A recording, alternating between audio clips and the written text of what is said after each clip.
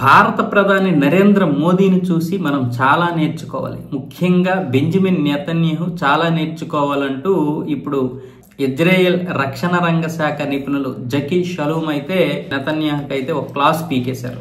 Khan Younis లో ఆసుపత్రిపై జరిగినటువంటి దాడిలో మనం నిర్దిష్టమైనటువంటి ఒక సంకేతాన్ని ప్రపంచానికి ఇవ్వలేకపోయాం.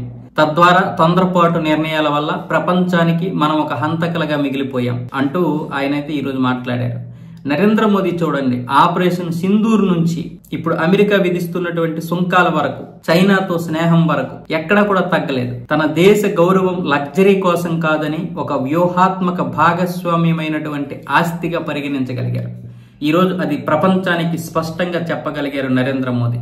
ఒకప్పటి భారత్ వేరు, ఇప్పుడు భారత్ వేరు. ఆయన ప్రతి దాన్ని కూడా ట్రంప్ ఎన్నోసార్లు అవాంఛిత వ్యాఖ్యలు చేసినా సరే తొందరపాటుకు గురవ్వలేదు. ఆయన అలా ఉన్నారు, వేచి చూశారు, ఎక్కడ మాట్లాడాలో అక్కడే మాట్లాడారు. ఆపరేషన్ సింధూర్ గురించి ఎన్నోసార్లు అమెరికా మాట్లాడినా సరే ఇందులో ద్వైపాక్షికమే తప్ప త్రైపాక్షిక సంబంధాలకి తావు లేదని నిర్మోహమాటంగా చెప్పగలిగారు. ఆ యొక్క దృఢతత్వం ఉండాలి. అలాంటి దృఢతత్వం నరేంద్ర మోదీ నుంచి ఈరోజు చాలా మంది నేర్చుకోవాలంటూ జకీ షలూమ్ అయితే చెప్పడం జరిగింది.